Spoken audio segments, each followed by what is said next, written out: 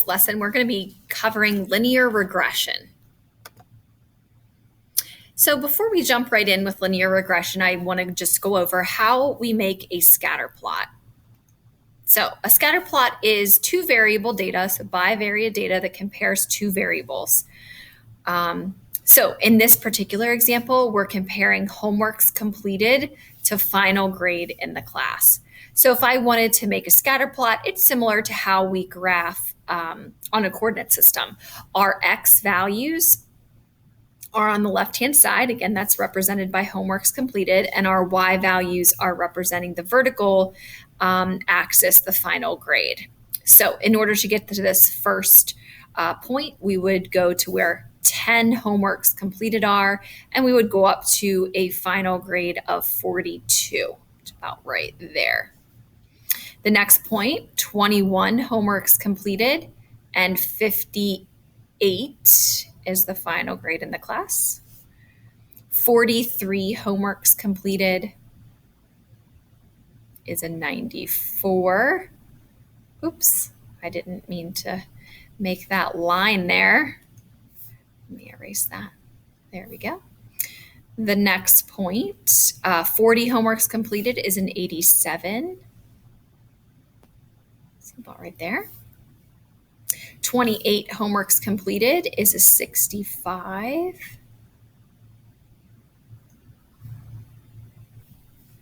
And 36 homeworks completed is an 85. Okay, so we can see that there is an uphill trend. So the more homeworks you complete, the higher the final grade seems to be. They don't fall in exact linear, like all the points do not fall on one exact straight line, but we could estimate a line of what's called best fit or a linear regression equation. So there does seem to be a correlation between homeworks completed and the final grade in the class, and it's a positive one, right? And we have a positive slope, an increasing relationship between homeworks completed and final grade.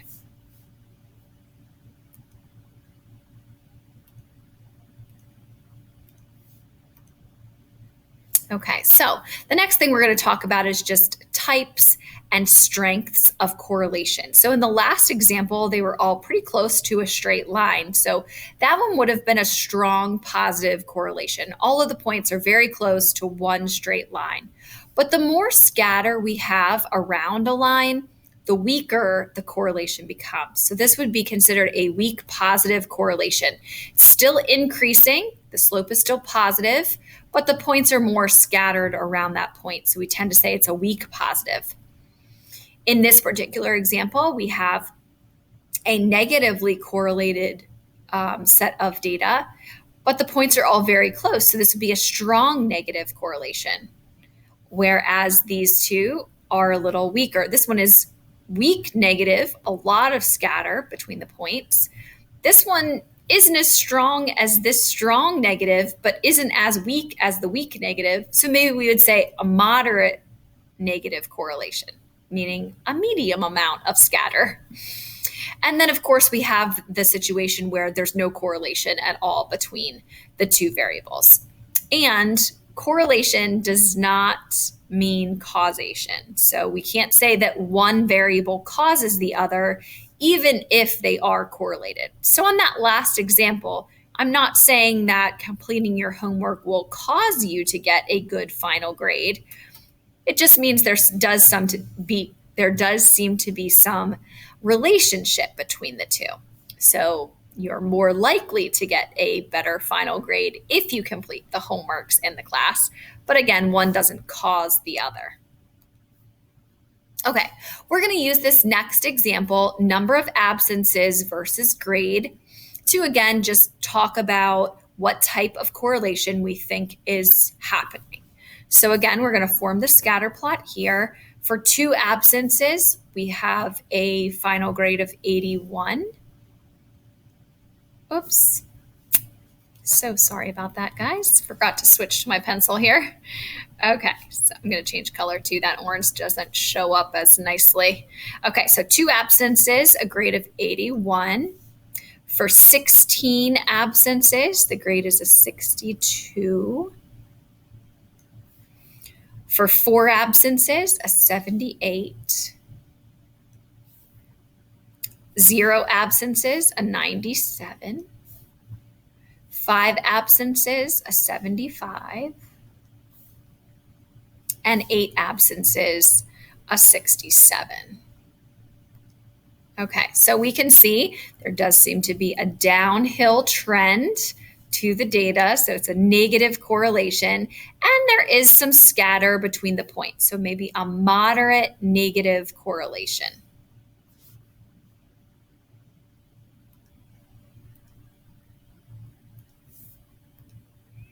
Okay, what we're going to be doing next is actually finding the regression equation or the line of best fit equation, whatever you'd like to call it.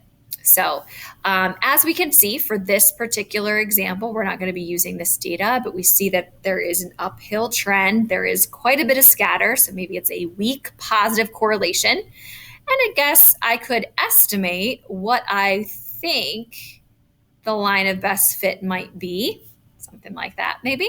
And we want to determine what is this equation? What is the equation of that line in slope-intercept form, where m is our slope and b is our y-intercept? Okay, but we're not going to be completing these by hand. We're going to be using the graphing calculator to determine what is the slope and what is the y-intercept.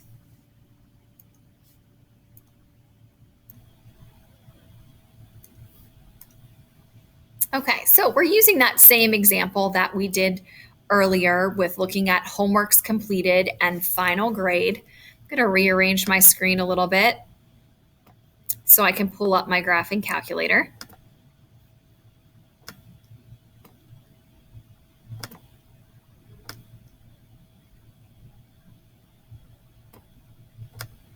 Okay, so first thing we're going to do, guys, is we're going to enter this data into a graphing calculator. So in order to do that, you're going to go to Stat and Edit. Now, I already have numbers in a list. If you do already have numbers, hit the up arrow so that way it highlights whatever list you have numbers in, and hit Clear, Enter. And that's going to erase all of those numbers previously stored in that list. Okay, I'm going to enter my homeworks completed in list 1. So those numbers are 10, 21, 43, 40, 28, and 36. We're going to enter the final grade into list 2. So 42, 58, 94, 87, 65, and 85. Okay, once you have the data entered into your calculator, go to Stat, over to Calc, and we want the one that says linear regression. Now there's actually 2. So number 4 is one option and number 8 is the other. They essentially do the same thing. It's just the form that we see the answer in. So we're going to stick with number 4. This is in the form y equals mx plus b, exactly like what we just reviewed in our algebra lesson. So we have the x values, the homeworks completed, in list 1, and we have the final grades in list 2. So now we're going to go down to Calculate and hit Enter. The calculator is going to tell us, first of all, the format in which they're writing the equation. Notice that they use a for slope instead of m. It means the same thing. So this is still in y equals mx plus b form. And then they tell us what the 2 values are. So if I go ahead and write our linear regression equation, oops, my calculator disappeared there, we would have y equals, oh, and I can't, I guess, do both at the same time. Let me shrink this down. There we go. Oh, and get rid of this. Sorry about that.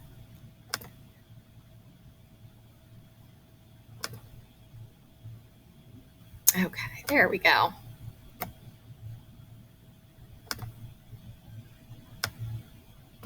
Okay, so if If we go ahead and write the equation, we have y equals the a value, or this is the slope.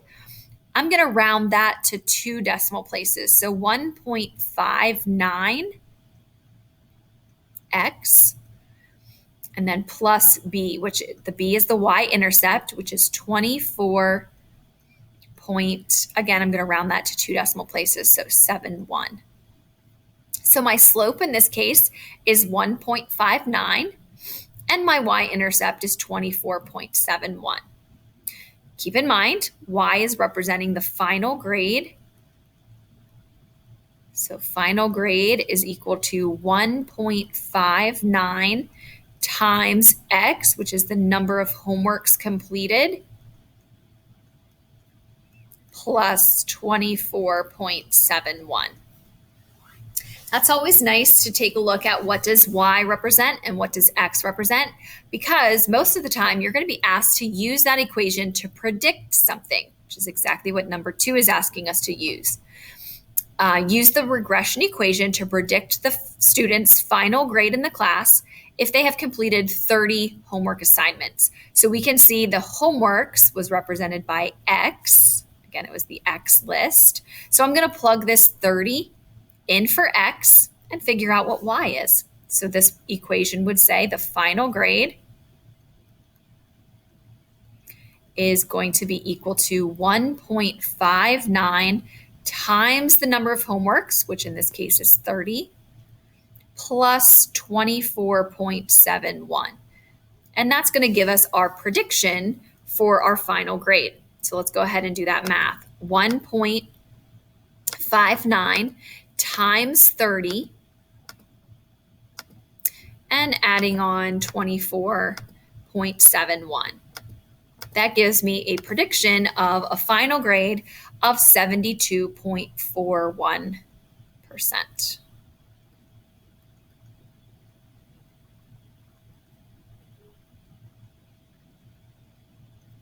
Okay, so that was our first example of finding the regression equation and predicting a value.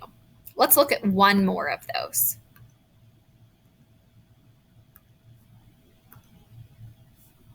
Okay, in this one, again, we're using that same data set as before, number of absences for X and grade for Y. First one is asking us to find the regression equation. So again, we're going to go to our calculator, hit Stat, and Edit. We're going to clear out both lists. So I'm going to highlight list 2 and hit Clear Enter, and then highlight list 1, and again, clear Enter. That wipes out the entire list. Make sure that you are not hitting delete. That'll delete the entire list. We don't want to do that. It'll get rid of even the L1 at the top. So we don't want to do that. Make sure you're hitting clear enter. Okay, our X values, our absences are going in list 1. So we have 2, 16, 4, 0, 5, and 8. And we have grade going into list 2. So 81, 62, 78, 97, 75, and 67. To find the regression equation, we go to Stat, over to Calculate, and remember it's number 4. We have our X list as list 1 and our Y list as list 2, so those are set nicely, and calculate. Okay, this time, notice that the slope, the A value, is negative. Those negative signs are easy to miss, so make sure you're watching for them. So we have Y equals negative 1.9. Just going to round these to the first decimal place. X plus, if I round to 1 decimal place, 87.8, that would round up. Okay, again, thinking about what Y represents and what X represents, Y is representing the grade. So the grade is going to equal negative 1.9 times the X variable, which is the number of absences. I'm going to abbreviate that, plus 87.8. And again, they're asking us to predict a student's grade if they have 6 absences. So 6 is going in for the absences, or in for X. So we have grade is going to equal negative 1.9 times 6 absences plus 87.8. Okay, let's do that math. We have negative 1.9 times 6 plus the 87.8. And we get a final grade of 76.4.